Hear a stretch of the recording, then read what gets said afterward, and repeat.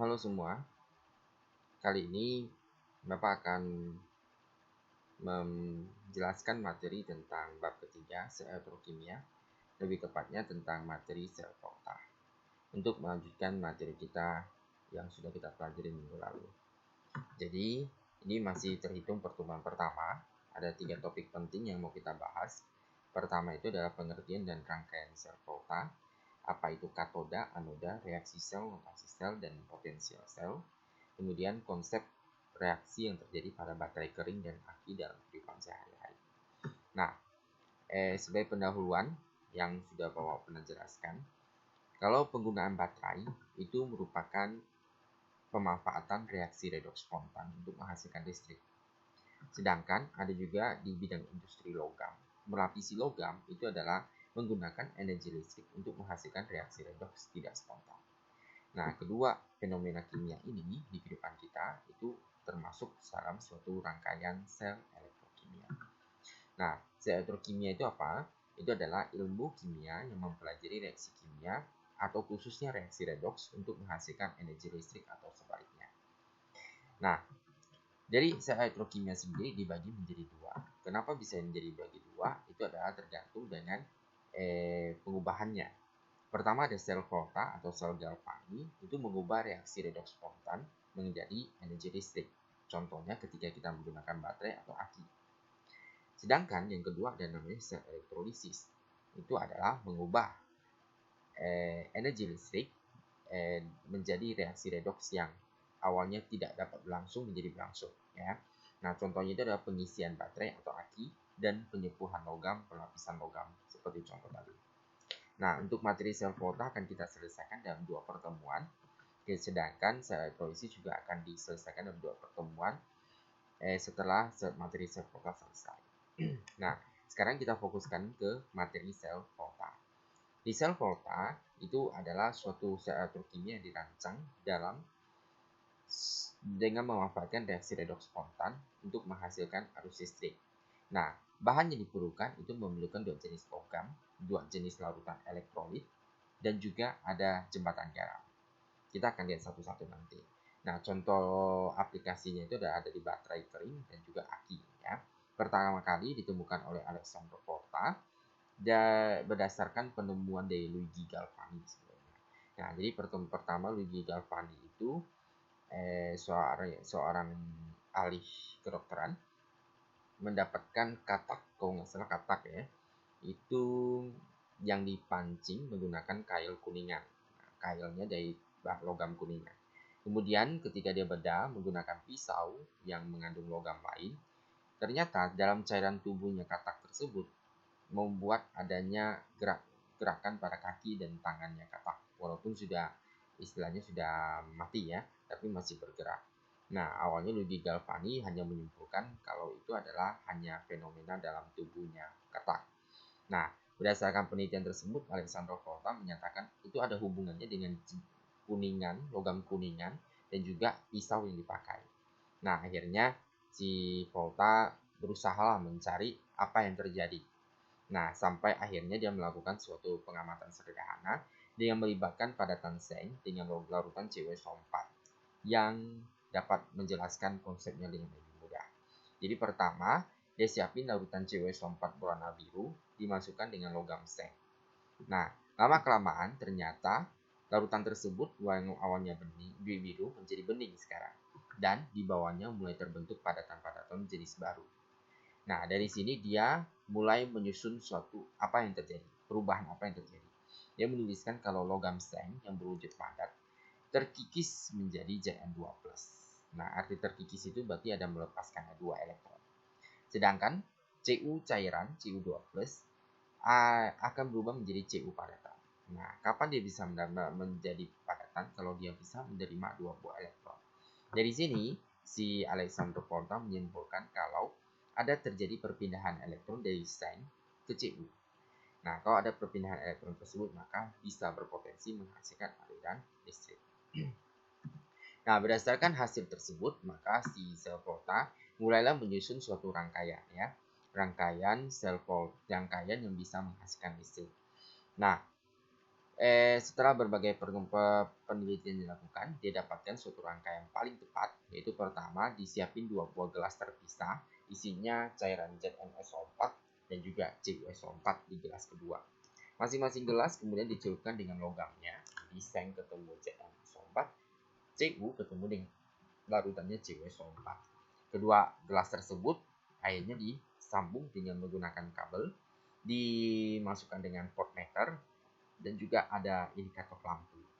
Nah, dari percobaan tersebut, maka lampunya akan menyala. Tapi sayangnya hanya bertahan sebentar. Oleh karena itu, mulailah penelitian lanjutan dari Volta menyimpulkan kalau rangkaian ini harus rangkaian tertutup. Nah, bagaimana rangkaian tertutup itu bisa tercipta? Dia menyiapkan namanya jembatan garam. Ini isinya yang tentu zat garam ya. Nah, ketika rangkaian ini sudah tertutup, sudah disusun demikian, maka akan terjadi aliran listrik yang terjadi terus-menerus dan lampunya akan nyala terus dan di voltmeter menunjukkan adanya aliran listrik sekian volt yang terjadi. Nah, adapun yang menjadi pengamatan dari rangkaian ini adalah rangkaian sel Volta. Pertama adalah kita lihat pertama, Zn ini yang berwujud padatan akan terkikis sedikit demi sedikit menjadi Zn2+. Reaksinya sama yang terjadi dengan pengamatan sederhana di awal tadi ya. Nah, Zn2+ ini mengeluarkan elektron dan elektronnya masuk ke kabel. Masuk ke bagian voltmeter, menentukan berapa volt yang terukur, kemudian masuk kembali ke larutan CuSO4. Nah, di logam CuSO4 sudah tumbuh Cu2+, yang kekurangan elektron mengambil elektron menjadi Cu padatan Cu. Nah, lama-kelamaan Zn-nya, logam Zn-nya itu akan makin tipis. Coba perhatikan di sebelah kanan, itu ada gambar logam seng itu semakin tipis. Sedangkan padatan Cu-nya semakin tebal, karena terbentuk padatan Cu tadi ya. Dan kita lihat ada pengaruh larutan. Kita tinjau larutan lagi ya. Kalau tadi kan tinjau padatannya, sekarang tinjau larutannya. Larutan yang Zn akan semakin pekat. Kenapa? Karena logam Zn-nya makin terkikis ya, jadi cairan. Sedangkan di gelasnya Cu, larutannya akan semakin encer. Kenapa? Karena Cu cairannya semakin hilang masuk ke dalam padatan, menjadi padatan. Nah, ada fungsi jembatan garam di sini. Nah, jembatan garam itu bisa pakai NaCl, Na2SO4, atau KNO3 ya, semuanya garam. Yang berfungsi untuk menetralkan kelebihan anion kation dari kedua larutan dan membuat rangkaian menjadi rangkaian tertutup yang dapat berlangsung terus-menerus. Tanpa jembatan garam, maka listrik yang dihasilkan hanya sebentar. Dengan ada jembatan garam, listriknya bisa berlangsung terus-menerus. Sampai kapan? Sampai logam Zn yang makin tipis ini habis semua. Nah, apa fungsi jembatan garam? Nah, jembatan garam ini kita lihat kalau logam Na, coba lihat di gambar ya, Na plus akan masuk ke gelas Cu2+. Kenapa? Karena kan tadi di gelas Cu itu Cu-nya makin habis, Cu2+-nya makin habis. Maka perlu kation, perlu zat dari garam yang bermuatan positif untuk menetralkannya. Nah, maka kation garam itu Na plus akan masuk ke bagian katoda, bagian reduksi, bagian Cu ya. Sedangkan di SO42-, garam SO42- ini akan masuk ke gelasnya Zn. Kenapa? Karena Zn yang dihasilkan itu Zn2+ yang dihasilkan semakin banyak. Untuk menetralkannya, dia masuklah yang negatif. Oke. Nah, karena Zn di sini mengalami oksidasi, maka nanti dikenal Zn itu mengalami oksidasi, menghasilkan elektron, sumber elektron, maka kutubnya negatif dan disebut anoda. Sedangkan Cu itu elektron semakin mengarah ke Cu. Artinya Cu itu kutub positif, mengalami reduksi dan disebut sebagai kutub katoda. Nah, dari sini kita bisa simpulkan kalau ada 2 jenis elektroda yang terjadi. Elektroda itu adalah tempat terjadinya reaksi ya. Nah, ada elektroda yang bermuatan negatif disebut anoda, itu adalah untuk reaksi oksidasi. Kebetulan untuk contoh tadi adalah logam seng. Kemudian kalau katoda atau kutub positif, elektroda positif itu menjadi tempat terjadinya reaksi reduksi. Dan contoh tadi adalah logam Cu. Nah, untuk mempermudah kalian mengingatnya, pada hafalannya karet anoks ya. Katoda reduksi, anoda oksidasi. Jangan sampai ketukar. Kemudian reaksi redoks yang terjadi gimana? Nah, kita tinggal selesaikan reaksinya ya, eliminasi elektronnya. Jadi di anoda Zn solid menjadi Zn2+ tambah 2 emin, katoda Cu2+ tambah 2 emin menjadi Cu. Nah, elektronnya tinggal eliminasi, dituliskan reaksi redoks yang terjadi, reaksi keseluruhannya. Nah, selain reaksi sel yang bisa kita tuliskan, ada nama juga namanya adalah notasi sel atau diagram sel. Nah, notasi sel atau diagram sel itu adalah urutan terjadinya reaksi redoks dalam rangkaian sel volta. Kita harus tahu yang terjadi terlebih dahulu siapa. Yang terjadi lebih dahulu adalah tadi kalau dicontoh adalah logam seng. Nah, artinya seng yang mengalami oksidasi. Maka oksidasi terjadi terlebih dahulu daripada reduksi. Maka kita harus tuliskan oksidasi 2 garis reduksi. Nah, di oksidasi sendiri terjadi perubahan fase dari Zn yang padat menjadi Zn cairan aquos. Sedangkan di reduksi Cu2+ cairan menjadi Cu solid. Nah, dari sini dikasih garis tunggal menyatakan batas fase, sedangkan garis dua buah itu menunjukkan jembatan garam sebagai pembatas antara dua wadah. Nah, kita bisa simpulkan kondisi elektrodanya semakin selama reaksi yang terjadi, anoda, kebetulan tadi contohnya Zn ya, semakin tipis dan artinya masanya berkurang. Yang awalnya misalnya 50 gram jadi 10 gram. Kalau di katoda Cu2+ itu semakin tebal karena terbentuk padatan yang menebal ya. Maka masanya bertambah. Kemudian, bagaimana kita bisa mengetahui potensial listriknya, gaya gerak listriknya, GGL yang dihasilkan dalam satu rangkaian sel volta. Nah, untuk seterusnya nanti disebut dengan potensial sel ya, yang di satuannya pakai volt sesuai dengan nama dari Alessandro Volta ya. Nah, ada dua cara untuk menentukan potensial sel. Pertama, itu hanya murni menggunakan eksperimen, yaitu data percobaan yang terukur pada voltmeter. Tapi, tidak mungkin kita selalu lakukan praktikum untuk menghitungnya kan. Nah, Volta sudah menentukan angka-angkanya. Nah, dia bisa menentukan cara menghitung selisih potensial reduksi standar dari kedua logam yang terlibat dengan menggunakan persamaan ini. Jadi kalau mau cari E-sel, potensial sel, itu katoda kurang anoda. Ingat, katoda mengalami reduksi, anoda oksidasi. Maka bisa kita lihat juga E-sel sama dengan E reduksi dikurang E oksidasi. Nah, diketahui punya Zn itu negatif 0,76, sedangkan punya Cu itu 0,34. Nah, kalau kita hitung E-selnya, 0,34 dikurang min 0,76 dapatnya 1,1 volt. Sesuai dengan data yang terukur di voltmeter. Ya. Nah, kenapa bisa memiliki angka ini? Nah, kita harus kembali ke materi kita sebelumnya. Sebelum ujian blok, kita sudah mempelajari ada namanya urutan-urutan pengoksidasi dan pereduksi yang disusun oleh Volta. Nah, Volta kan sudah melakukan percobaan dan menyusun unsur-unsur ini, manakah unsur yang paling stabil dan unsur yang paling tidak stabil. Dia mengambil hidrogen sebagai standarnya. Kita lihat hidrogen di bawah ada 0,0 atau yang atas di kanannya itu juga 0,0. Hidrogen sebagai batasnya. Nah, hidrogen kalau dihubungkan dengan fluorin F ini, ternyata F itu lebih stabil, maka nilainya positif. Positif berapa? Positif 2,87 ya. Dapat dari mana? Dari alat yang terukur darinya ya. Voltmeter, multimeter yang diukurnya. Kalau lithium coba lihat di kanan bawah, itu nilainya paling negatif 3,05. Artinya dia ada unsur yang paling tidak stabil. Sehingga dia letaknya paling negatif. Ya. Nah, dari sini kan sel volta menyusunnya dalam deret volta. Ini juga sudah dipelajari di bab sebelumnya ya. Bapak hanya mengingatkan karena ini membantu untuk menentukan mana katoda mana anoda. Nah, kita ingat kalau ada logam disusun dari litium sampai Au karena litium itu paling tidak stabil, sangat reaktif, mudah melepas elektron, mengalami reduksi oksidasi ya, dan negatif potensialnya. Sedangkan kalau Au itu dia paling positif potensialnya, paling stabil dan juga maunya mengalami reduksi. Begitu juga ada juga yang gas yang bentuk gas atau nonogam ya, dari H2 sampai F2 juga susunannya sama. Nah, berdasarkan dari volta ini kita bisa menjawab beberapa pertanyaan seperti ini.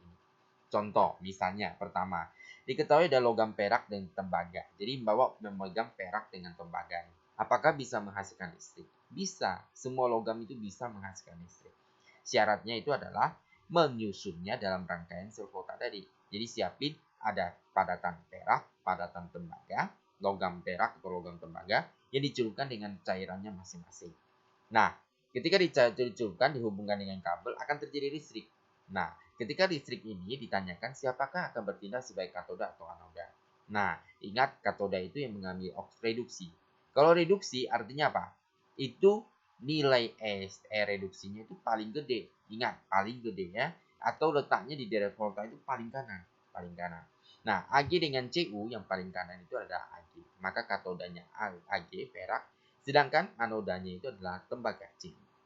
Reaksi redoks spontan yang terjadi gimana? Nah, kalian tinggal tuliskan kalau Ag yang berwujud Cu yang berwujud padatan akan terkikis sedikit demi sedikit menjadi Cu2+, melepaskan 2 buah elektron. Sedangkan Ag yang berwujud cairan akan mengambil elektron menjadi padatan Ag.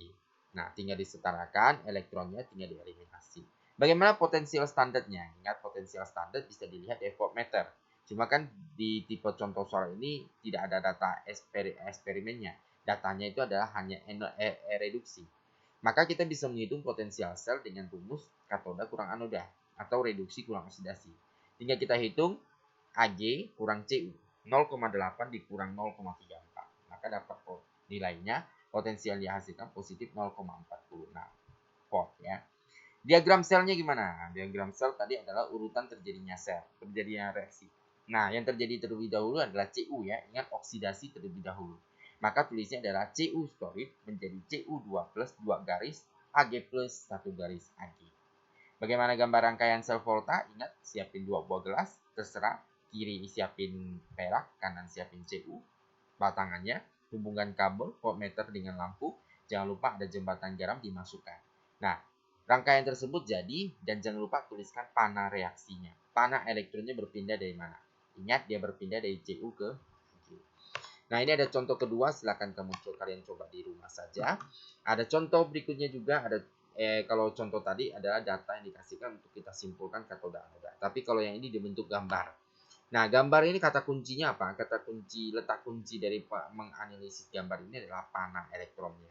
Kita lihat panahnya itu bergerak dari logam Y ke X. Dari di situ kita bisa tahu elektron mengalir dari mana ke mana. Berarti siapa yang bertindak sebagai katoda, siapa anoda. Siapa yang mengambil oksidasi, siapa yang mengambil reduksi. Silahkan dicoba ya. Nah, di bagian terakhir, Bapak akan menyampaikan tentang kegunaan sel volta di kehidupan sehari-hari. Nah, sel volta sendiri sebenarnya digunakan sebagai baterai ya, baterai atau aki. Nah, sel volta di pabriknya dibagi menjadi dua, ada namanya sel primer dengan sel sekunder. Sel primer itu adalah sel volta yang hanya sekali pakai, tidak dapat diisi ulang. Contohnya kayak baterai seng karbon, baterai alkalin, kemudian merkuri, litium, kemudian perak oksida.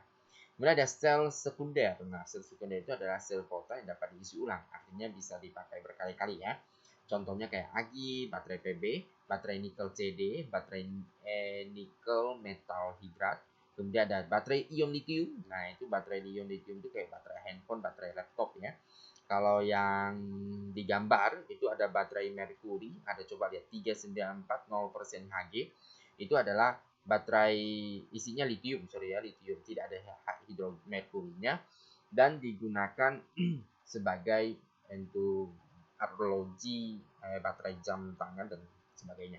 Kemudian ada sel bahan bakar, itu sebagai termasuk sel sekunder ya. Nah, kita lihat kita ambil contoh satu, yang sel primer itu adalah sel seng karbon ya, sel karbon. Nah, baterai sel seng karbon pertama kali ditemukan oleh Georges Lensing pada tahun 1866 ya. Setelah Volta menemukannya cukup lama, akhirnya 66 tahun kemudian ada penemu baru yang menyusun satu baterai yang sangat akrab kita pakai sekarang. Nah, komposisinya adalah ada 3, anodanya diisi dengan tabung Zn, katodanya adalah batang karbon, kemudian lautan elektrolitnya itu adalah campuran dari MnO2, NH4Cl, dan serupa karbon. Nah, kalau kita melihat, kalau kalian beli baterai, kalian akan melihat kalau baterai yang terukur itu adalah kurang lebih 2 volt yang dijual di pasarannya. Bagaimana kita tahu dia 2 volt? Kita lihat logam Zn dengan MnO2 yang terjadi. Nah, Zn potensialnya diketahui minus 0,76, sedangkan MnO2 itu positif 1,23. Kalau kita selisihkan, dapatnya 1,99 volt atau kurang lebih 2 volt.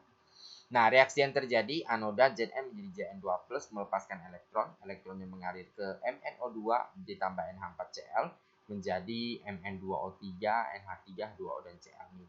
Reaksi totalnya tinggal selesaikan elektronnya dicoret ya, eliminasi. Nah, sampai sini kita lihat baterai kering itu kinerjanya gimana. Nah, baterai kering ingat ini tidak bisa diisi ulang, jadi hanya pakai sekali pakai. Kalau sudah tidak berfungsi ya harus dibuang ya. Nah, kenapa demikian? Karena zat-zat produknya itu terlarut dalam pasta sehingga tidak bisa bereaksi kembali menjadi produk awal. Nah, Selain itu ada satu produk namanya dia adalah air ya. Air itu membuat pastanya jadi lembab. Nah, kalau dia menjadi lembab maka sulit untuk dia kembali ke zat-zat semula ya. Nah, tapi ada istilah dulu orang tua menyatakan kalau baterai itu dijemur saja, dijemur maka dia akan berfungsi kembali. Nah, prinsip penjemuran sebenarnya kita hanya menguapkan airnya, air kandungan airnya kita uapkan sehingga baterainya jadi lebih kering, pastanya jadi tidak banyak lembab sehingga elektron mengalir kembali.